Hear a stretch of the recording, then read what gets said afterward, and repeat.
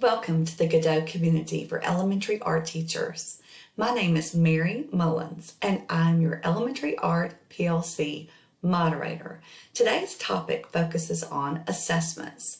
We will discuss the different forms of assessments and then focus on diagnostic assessments with a lesson example that I use in my classroom.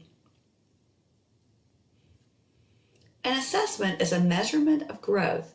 So essentially, we're looking to see if a student progressed in their understanding and application of the standards from the beginning of the lesson all the way to the end. There are three main types of assessments. They're diagnostic, formative, and summative. Each of these assessment types come in many forms. In order to understand what our students know already, what areas they're growing or not, and if they're able to show mastery. Finding the proper way to assess is important so as not to disrupt the creative flow in your classroom, as well as using ones that fit your teaching style is essential. First and foremost, your lessons need to align with the Georgia Standards of Excellence. Aligning your assessments to the standards you've selected provides a complete learning experience from beginning to end. With so many assessment strategies out there, it can be a real struggle to find the right balance. So today we're going to discuss the different types of assessments and some ways to use them. Diagnostic assessment is a form of pre-assessment that allows the teacher to determine the student's individual strengths, weaknesses, knowledge, and skills prior to instruction. It's primarily used to diagnose student difficulties and to guide the lesson and curriculum planning. It's important to gauge where students are in their learning prior to beginning the actual lesson. Observational assessments are quick and informal. Students often willingly share and give insight as to what they are creating without even having to ask. I personally keep it simple by using a checklist as I walk around. If you have students learning virtually, have them simply hold up their work periodically. Allowing students to sketch prior to a lesson gives you insight as to where they are prior to you starting. This also will assist with how you differentiate for specific lessons. Giving a pretest will certainly help you gauge student knowledge of a variety of things from vocabulary terms, artists, and styles of art, as well as the elements and principles of art. Having this knowledge is imperative when lesson planning. Formative assessments are used to gauge student growth and progress through ongoing and periodic observation for understanding. When students can show and/or describe ways in which they've learned, we are allowing them to truly connect with their progress and ultimately their success. One-on-one assessments can be as simple as chatting with students, whether openly in your class or online with your virtual students. Keep in mind, if you have students learning at home, you can utilize the private chat feature for this as well. You can also use a ticket out the door for the understanding. For instance, tell me one thing you learned today about the artist, or how many of the elements of art can you list? These can be focused or just about anything you're trying to emphasize. This ticket out the door can also be used in the chat feature for student response. Group assessments generally happen organically while students are in the process of creating, but of course can occur in the chat feature as well if you need to for virtual students. Keep in mind that reviewing your essential question as well as your learning targets will reinforce concepts being taught. Online formative assessments obviously first need an online platform for the students to upload their work and connect with you. I'm guessing that your district has already directed you and hopefully trained you in what platform they prefer. If not, consider having students email you with their art to show you how they're progressing. Summative assessments assist in measuring student mastery of standards. Self-assessment and reflection are important aspects of the learning process. Due to online learning, this truly takes some thought and often means meeting a learning curve head on. It also means possibly taking common digital tools like email and discussion boards and using them creatively to deliver your virtual assessments. Rubrics make expectations for each assignment very clear. Students can use a rubric to self-assess with their success easily. Giving a hard copy or posting it in your classroom for students to refer to while working will help them stay on task and they'll know the expectations. Posting them online to your database would allow students at home to access them at any time. Another possibility for those learning virtually would be if you have a way for students to collect and drop off items at your school. At my school, I have a clear container that seals with a lid. It's outside and in front of my school and labeled for my students to easily locate. It works as sort of a mailbox where they can pick up things needed from me or drop off things that they'd like for me to see.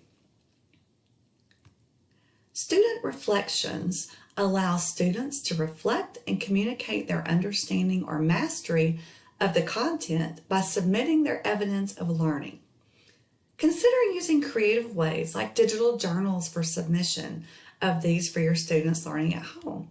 It really depends on what means your district has set up for your online learners. Presenting is also a way for students to physically present their work to you and their peers. It provides an opportunity for them to demonstrate their mastery of a concept or topic. This will definitely look different than previous years if you have students learning from home. Depending on your time constraints, it's possible that students present during a live session and you spotlight them for all to see and hear. It could be that presentations are recorded and shared synchronous or asynchronous, depending on what works for you. When planning your assessments, remember they are in place for students to grow and be successful. Now that remote learning has been thrown into our teaching mix, we are forced to rethink how to assess our students. It's important to consider whether your virtual learners are equipped with the proper supplies needed, as well as access to the online tools. They can't be expected to do something you are assessing if they don't have the means necessary to be successful.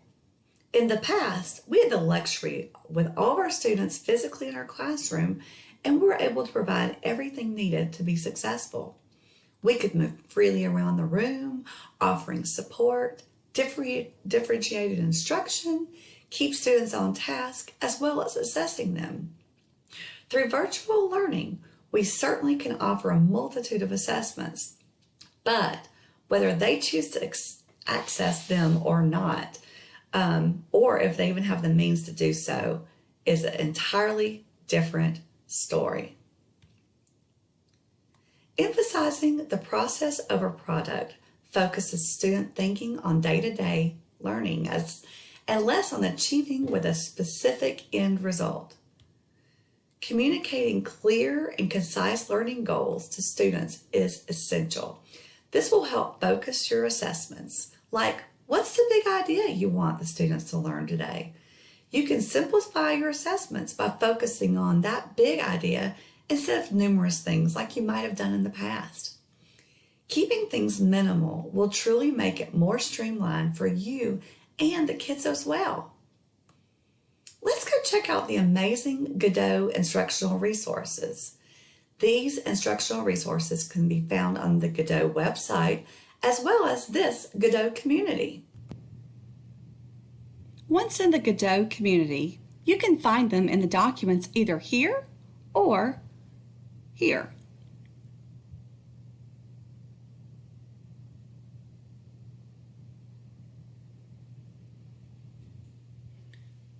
Visual Arts Instructional Resources,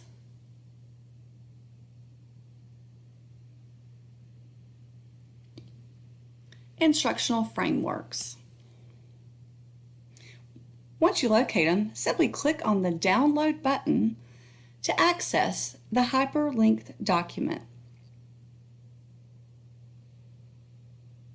This is an incredible resource. It's full of amazing resources that are right at your fingertips. You can also find the Georgia Standards of Excellence here, as well as some video links. And the curriculum maps have been formulated for every single grade level, and they actually map out curriculums that can be used the entire year. We're heading on down to the second grade section. I happen to be one of the writers for this one. Let's take a look at the second grade curriculum map. Once you click the link, the Word document downloads and you can open it. The curriculum map is broken down into 4 topic sections, which should equal an entire school year. The topics are: what is art? The language of art. Unit 2 is creating 2D art. Unit 3 is creating 3D art. And Unit 4 is artists are part of the community. You can find the key concepts and the standards here that go with each unit. Let's go back to the resource page and take a look. You can also find the Georgia Standards of Excellence again right here. And here's some vocabulary for grade 2.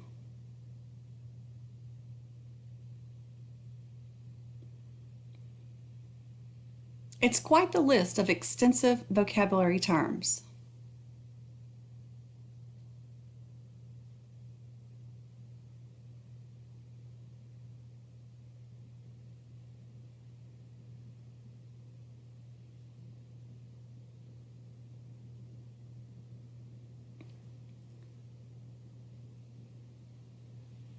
Here you can see each of those units that we saw in the curriculum map with the lessons that go with them. Let's explore what the unit on creating 2D art looks like.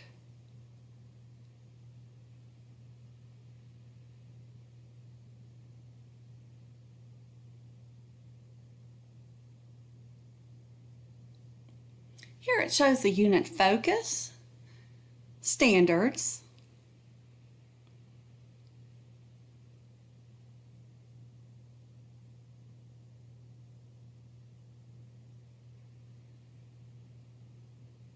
the different lesson plans, example assessments by type. You've got your diagnostic, formative, and summative. And then there are some great supplemental resources with websites.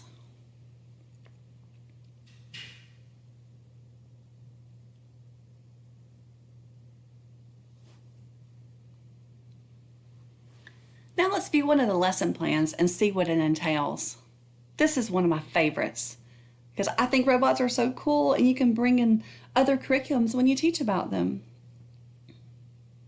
You'll see the enduring understanding as well as a technical focus, the standards that are addressed from the unit,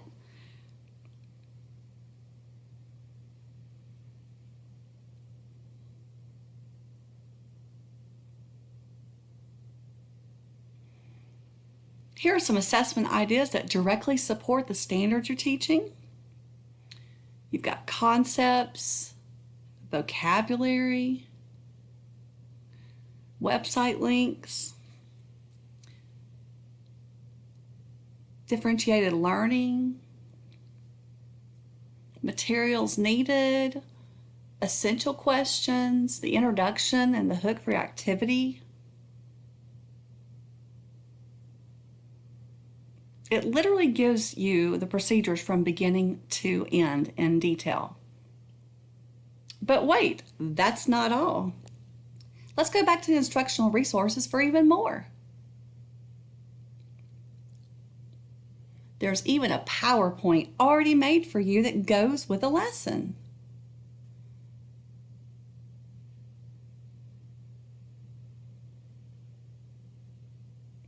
Another cool thing about everything you're looking at, it can all be edited. You can add, delete, and modify any of these things to your liking.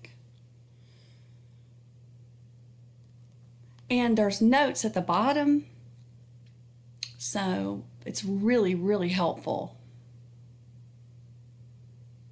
All of these artists can be found at the High Museum of Art.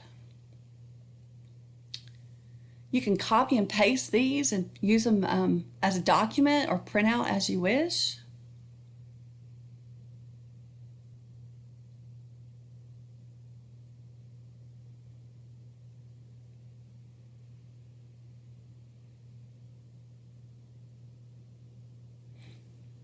I found this guy. I love him. He's on Facebook and he's from Atlanta. Then you can talk about, what are robots used for? There's some lesson examples. If you're into digital learning, there's some components for that. Here are the works cited. We also created rubrics that you can use if you wish to go with each lesson.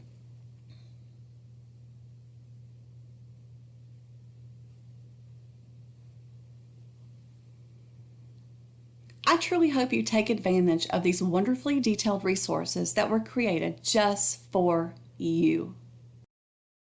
This is a skill building lesson that I like to use a diagnostic measurement before teaching the concept to my third graders. This particular lesson on drawing trees enhances many other lessons that I teach and truly builds on student confidence.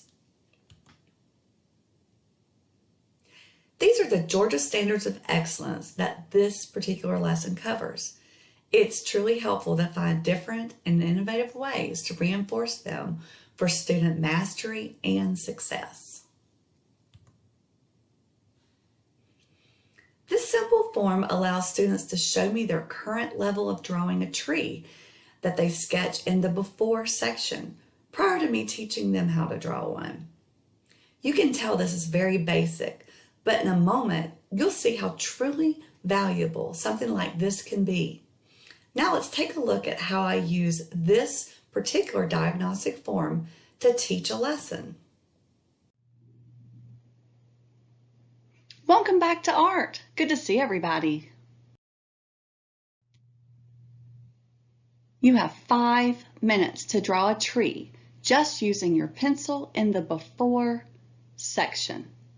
Do not get any assistance from your friends or myself. Make sure to write your name and your teacher's name at the bottom.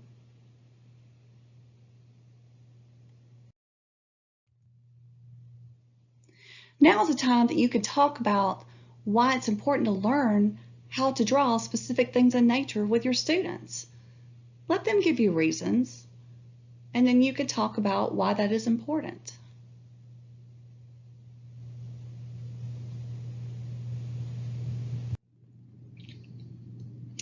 All right, kiddos, no more lollipop trees after today. So I call a lollipop tree one that has a perfectly straight trunk. It's like a rectangle, and then it's more of a rounded top. Now, I know that you don't really draw your trees exactly like a lollipop, but looking around the room today, I spotted a few that I would consider a lollipop tree. Let's go over here and look at the parts of a tree and compare. So you see this trunk right here, you could visualize a rectangle inside, but you notice it's not a perfectly straight line like drawn with a ruler. And it curves out at the bottom where the roots come in the ground. If it didn't curve out, one big old wind would come along and blow the tree down. That helps it stay standing. And then up here, it goes out because of the branches where they're coming from. And then we have the texture of the tree. Has anybody ever felt the tree before? What did it feel like?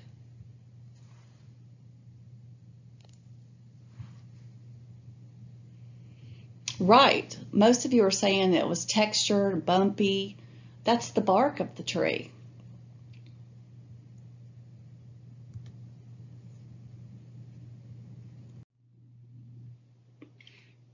If you are one of those students that came to art today drawing some form of the lollipop tree, I would like to challenge you to draw the more simplified tree.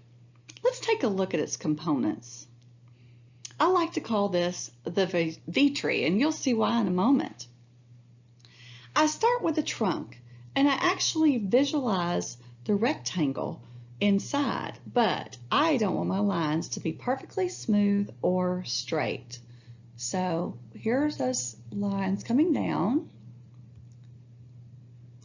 In class, I actually demonstrate this on the board with a real drawing. These drawings are not already in front of them, just for your information. But then we kind of going to curve out at the bottom so the roots can go deep down into the ground. And then we're going to curve out to start forming a branch at the top.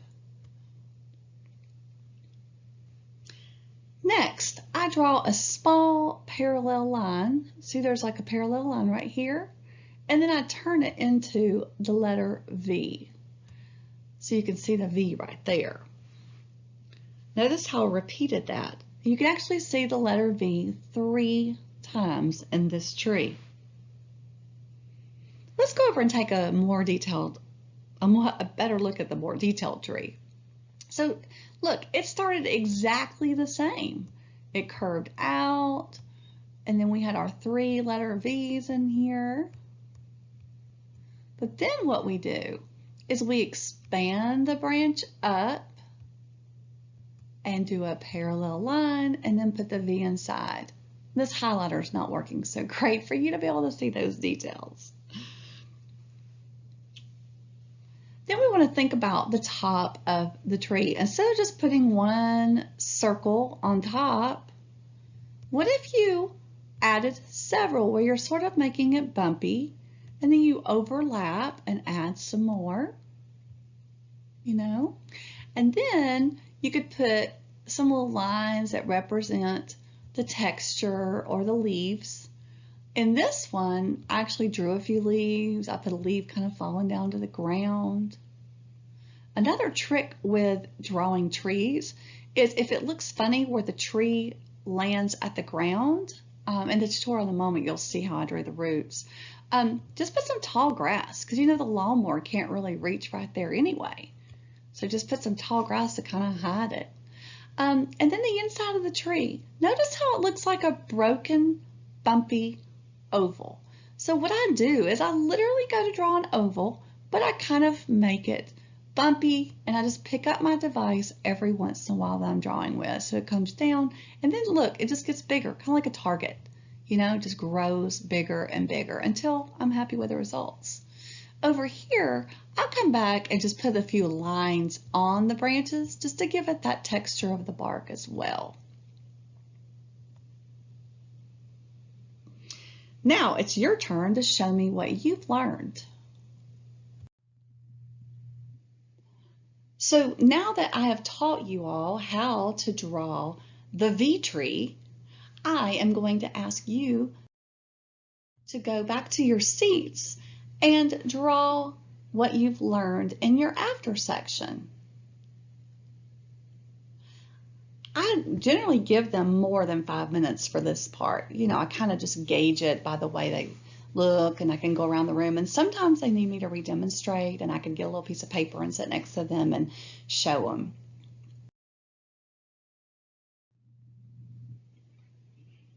So now we're going to look at some student examples. I first want to apologize. The quality of these they're not good. The students took the photographs with the iPads, and the lighting wasn't great on some of them, and I really didn't know I'd be making this tutorial for you guys, and so I kind of scrambled to find these so you could see what some of them look like. But you definitely can see the growth from the before tree and the after tree on each of them.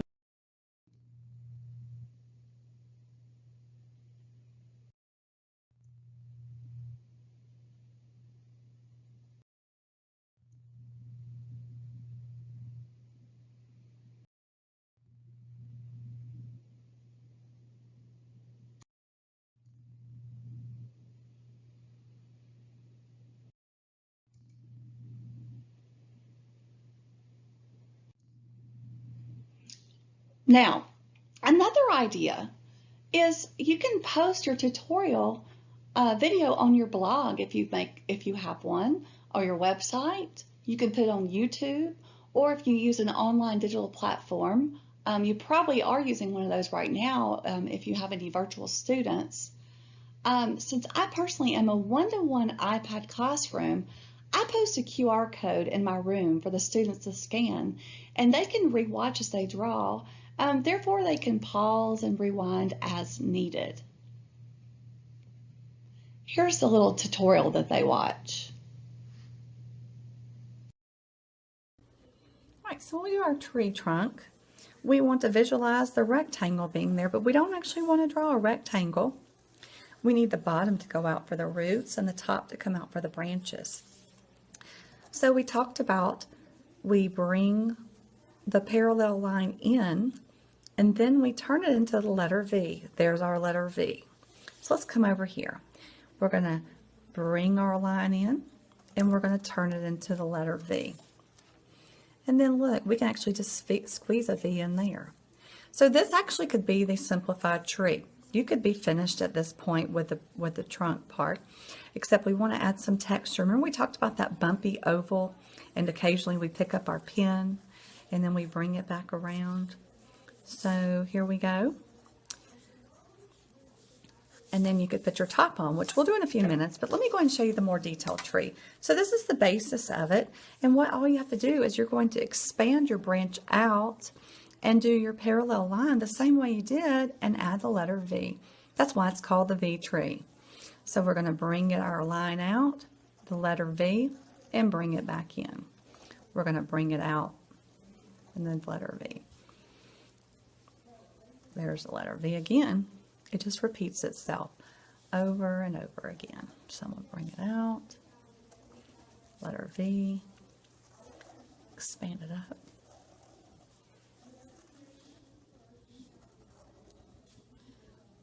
It's just lots and lots of V's.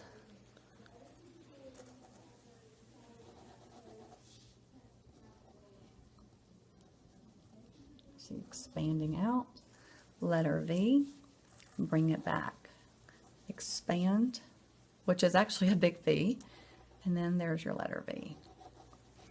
And so this could be our more detailed tree, or you actually could just keep going and going and going, however much detail you're wanting your tree to have. Now if you're done, you might want to add a little bit of texture to this part too. I just do some little lines.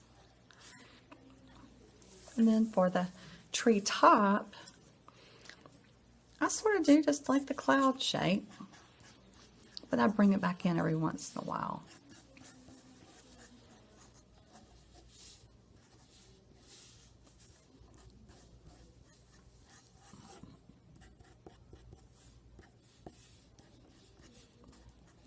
I love texture, so I always add texture to everything I do. You guys are probably getting used to that.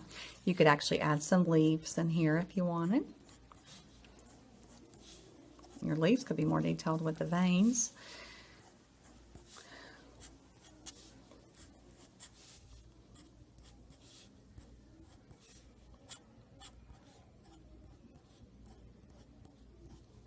You even have a leaf falling. And then at the bottom over here, we're going to just sort of just sketch in a V. Look, it's an upside down V there. And then another one. It kind of gives the look of the bottom of the tree. I showed y'all in class I like to do this tall grass around the base of my tree. And there we go. Now we went back to the simplified tree. For the top on it, same thing. Sort of a cloud look.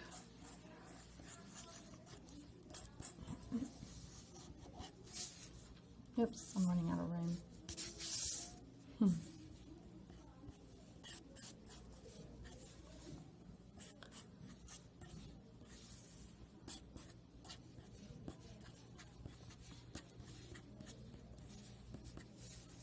And there you have it. We have our simplified tree and our more detailed tree.